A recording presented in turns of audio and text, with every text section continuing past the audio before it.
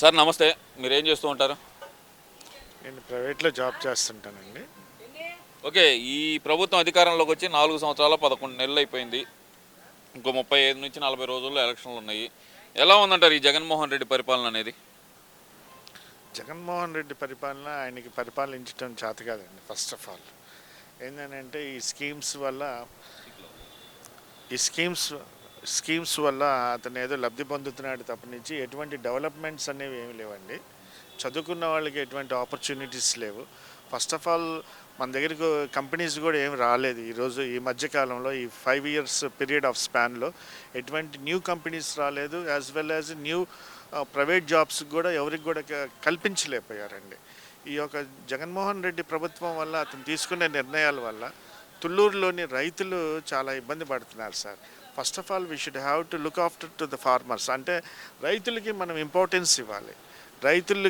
రైతులు ఏడుపు మనకి తగలకూడదండి. రైతు యొక్క కన్నీరు అనేది మనకి శ్రేయస్కరం కాదు. ఎందుకంటే రైతు ఎంత సంతోషంగా ఉండి తన పంట పండించి రైతు ఆనందంగా ఉంటాడో అప్పుడే మన యొక్క మన యొక్క ప్రజల యొక్క పరిపాలన కూడా అంత బాగుంటుంది. అందరూ సంతోషంగా ఉండగలగటానికి అతను దోహదపడతాడనమాట. అంటే ఇక్కడ ముఖ్యంగా చూస్తే కనుక జగన్మోహన్ రెడ్డి చాలా ప్రతిసారి చెప్తుంది ఏంటంటే రైతులు ఏడుపుకు ప్రధాన కారణం చంద్రబాబు నాయుడే, అతను మతిలేని నిర్ణయాల వల్ల ఈ స్థితి వచ్చింది అంటున్నారు కదా. లేదండి, ఇప్పుడు ఆయన రైతులకి ఎంతో సంక్షేమం చేయాలని ఇష్టపడే వ్యక్తులలో ఏకైక వ్యక్తి మన చంద్రబాబు నాయుడు గారు అనమాట. వాళ్ళకి ఇన్సూరెన్స్ చేయించడమే కానీ, రైతుల్ని పట్టించుకోవటమే కానివ్వండి, వాళ్ళ యొక్క సంక్షేమం కూడా ఆలోచించటమే కానివ్వండి, ఏదైనప్పటికీ కూడా రైతుల గురించి చక్కగా ఆలోచించి మాట్లాడి ముందుకు తీసుకెళ్లే అతను చంద్రబాబు నాయుడు. తద్వారా రైతులు వాళ్ళు అడగంగానే అతనికి ల్యాండ్ దారాదత్తం చేశారని అంటే తన మీదున్న మంచి గౌరవం, నమ్మకం కలిగి ఉండటం వల్లే అన్ని ఎకరాల భూమి కూడా మన రాజధాని కావాలని చెప్పేసి మొట్టమొదటిగా రైతే ఫస్ట్ స్టెప్ తీసుకున్నాడనమాట. కాబట్టి రైతుల యొక్క పక్షపాతి తను. చక్కగా రైతులు బాగుండాలి, వాళ్ళ కుటుంబాలు బాగుండాలి, వాళ్ళు బాగుంటే మిగతా వాళ్ళందరూ బాగుంటారు, అన్ని వ్యాపారాలు కూడా బాగుంటాయి. కానీ ఇక్కడ చూస్తే కనుక జగన్మోహన్ రెడ్డి నేను వచ్చే రైతులను ఆదుకున్నాను, దాదాపు 1,60,000 కోట్లు నేను రైతుల మీద ఖర్చు పెట్టాను అని చెప్తున్నారు కదా. మరి అంటే రైతులకి ఏ విధంగా ఖర్చు పెట్టారనండి, రైతులు నష్టపరిహారం చెల్లించడంలో కామన్ ఫ్యాక్టర్ తను జగన్మోహన్ రెడ్డి గారు పెట్టారనేది కాదు. గవర్నమెంట్ కొన్ని ఇంప్లిమెంటేషన్, ఏ గవర్నమెంట్ అయినా కానీ కొన్ని చేయాల్సినవి చేస్తాయి, అంతేగాని నేను చేశాను వాళ్ళు చేశారు అనేది కాదండి. ఇక్కడ every government has to do their duty of there own self. అది అజెండాలో ఉంటుంది అనమాట. గవర్నమెంట్ తన పని తాను చేసుకుంటూ పోతుంది. బట్ వీఆర్ ద రూలర్స్ అంతే. పార్టీలు అనేది మాత్రం ఓన్లీ రూలర్స్ మాత్రమే, కానీ గవర్నమెంట్ ఈజ్ ఎంటైర్లీ డిఫరెంట్ అండి. ఇక్కడ ఇంకోటి చూస్తే కనుక మీరు ప్రైవేట్ సెక్టార్లో జాబులు రాలేదంటున్నారు, కానీ జగన్మోహన్ రెడ్డి నేను గవర్నమెంట్ సెక్టార్లోనే 2,60,000 జాబులు ఇచ్చాను, ఇక ప్రైవేట్ సెక్టార్లో 5 లక్షల నుంచి 10 లక్షల దాకా జాబులు ఇచ్చానని చెప్తున్నారు కదండి. మరి ఆయన ఒక పక్కన ఇప్పుడు ఎంతోమంది యువకులు డిగ్రీలు పూర్తి చేసుకొని ఎంతోమంది యువకులు ఏం చేయాలో తోచనే స్థితిలో ఎన్ని జాబ్స్ అని ఇస్తాడు? గవర్నమెంట్ జాబ్స్ ఉంటే ఒకటి ఉంటుందండి, దానికి ఎంతమంది పోటీ పడతారు? 1:10 మెంబర్స్ పోటీ పడతారు. ఇప్పుడు ఓవరాల్గా ఆల్ క్యాస్ట్లు ఇంక్లూడింగ్ ఉంటుంది అనమాట ఒక గవర్నమెంట్ పోస్ట్కి. అది రిఫరెన్స్ టు ఒక పోస్ట్కి అది రిఫర్ అయిపోయి ఉంటుంది ఒక క్యాస్ట్కి. అంతేగాని ఇప్పుడు నేను ఇచ్చాను అంటే ఇప్పుడు ఒక్కొక్క క్యాస్ట్ పరంగా తీసుకున్నట్లయితే ఎంతోమంది ఉంటారు డిగ్రీలు చదువుకున్న వాళ్ళందరికీ వచ్చినట్ట ఆయన నెంబర్ ఏదో అనౌన్స్ చేస్తున్నాడు. ఇప్పుడు 100 జాబ్స్ అనగానే 100 జాబ్స్ 100 ఒక కులానికే ఉండవు, ఆల్ క్యాస్ట్లు దాన్ని షేర్ చేసుకోవాల్సి వస్తుంది. ఇప్పుడు అదైనా సరే దాదాపు ఇప్పుడు ఆయన చెప్తుంది ఏంది, ప్రధానంగా 2,50,000 ఇది వాలంటీర్ ఉద్యోగాలు ఇచ్చానంటున్నాడు, 1,20,000 సచివాలయ ఉద్యోగాలు ఇచ్చానంటున్నాడు. మరి దగ్గర చూస్తే 4 లక్షల ఉద్యోగాలు కల్పించినట్టు అవుతుంది. మరి నిజంగానే కల్పించాడంటారా ఇవి? సార్ కల్పించడం ఓకే సార్, ఇప్పుడు ఎంత కల్పించినా ఇంకా ఎంప్లాయ్మెంట్ అనేది ఫామ్ అవుతూ ఉంటుంది కదా. నెక్స్ట్ ఇయర్ కొంతమంది వస్తారు, డిగ్రీలు పట్టాలు పుచ్చుకున్న వాళ్ళు ఎవ్రీ ఇయర్ వస్తుంటారు.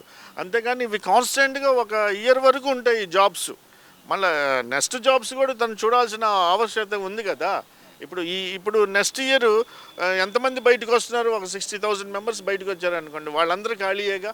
బిఫోర్ ఇయర్ నువ్వు ఇచ్చుండొచ్చు, కానీ ఈ 60,000 మెంబర్స్ ఏం చేయాలా?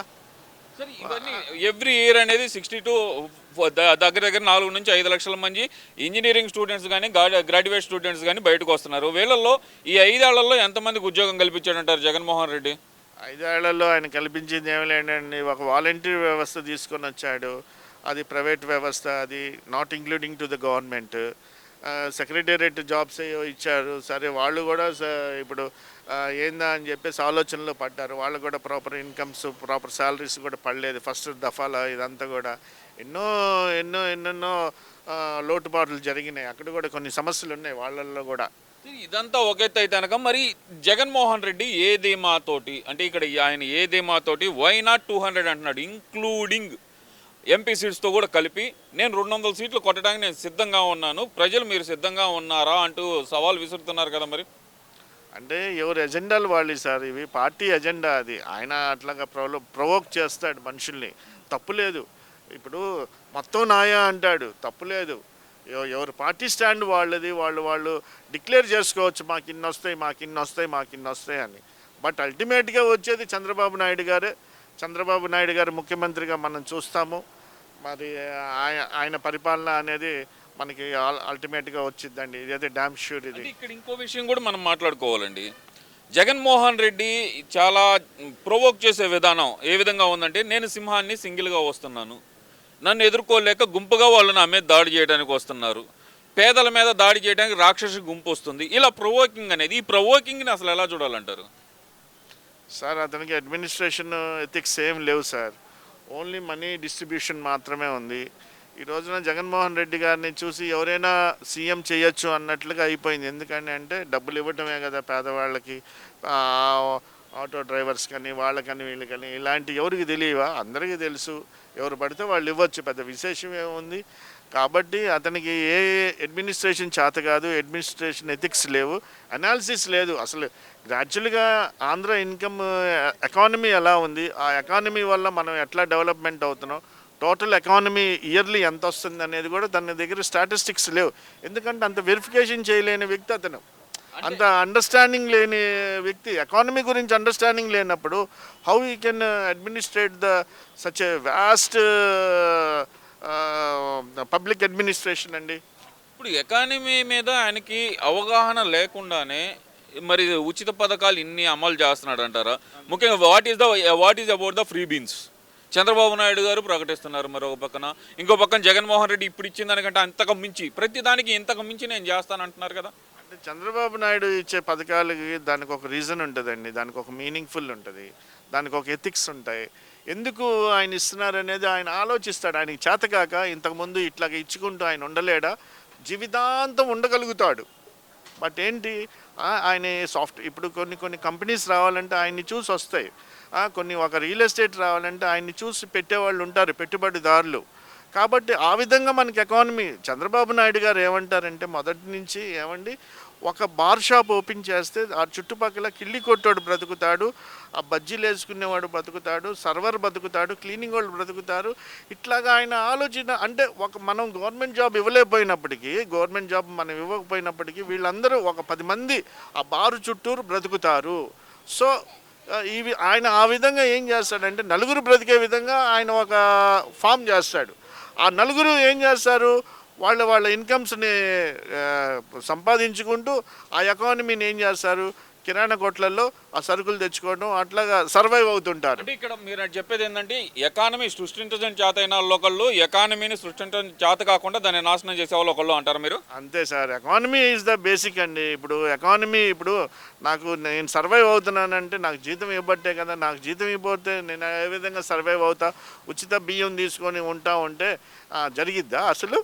మీరు ఓవరాల్గా చెప్పండి. మరి ఆయనేమో డ్యామ్ షూర్గా నేనే గెలవబోతున్నాను అంటున్నారు, గెలిచే అవకాశం ఉందంటారు అసలుగా? 100% చంద్రబాబు నాయుడు గారు గెలుస్తారు సార్. ఎందుకంటే ప్రజల్లో ఇంటర్నల్గా ఆయన అంటే అభిమానం ఫామ్ అయింది. ఇంటర్నల్గా ఆయన చేసిన పనుల గురించి ఆలోచిస్తున్నారు. ఇంటర్నల్గా మనసులో ఎవరు కూడా బయటపడట్లేదు. ఇంటర్నల్గా ఆయన యొక్క చేసిన పనులు కానీ, ఆయన ఉంటే ఎట్లాగా బ్రతకగలుగుతాం అనేది అందరికీ అర్థమైందండి. కాబట్టి అతనే విన్నింగ్. అతను అల్టిమేట్గా మంచి విజయం చూస్తాడు. కాబట్టి అతనికి మనం అందరం కూడా సపోర్ట్ చేయాలి, అతన్ని కోఆపరేట్ చేయాలి. అతనితో పాటు మనం ఫాలో అయ్యి భవిష్యత్తుని చక్కగా మనమే మన ఆంధ్ర రాష్ట్రాన్ని తీర్చిదిద్దుకొని బంగారు ఆంధ్రప్రదేశ్గా మనం ముందుకు తీసుకొని వెళ్ళాలండి. అది మన మీద ఉన్న పాత్ర.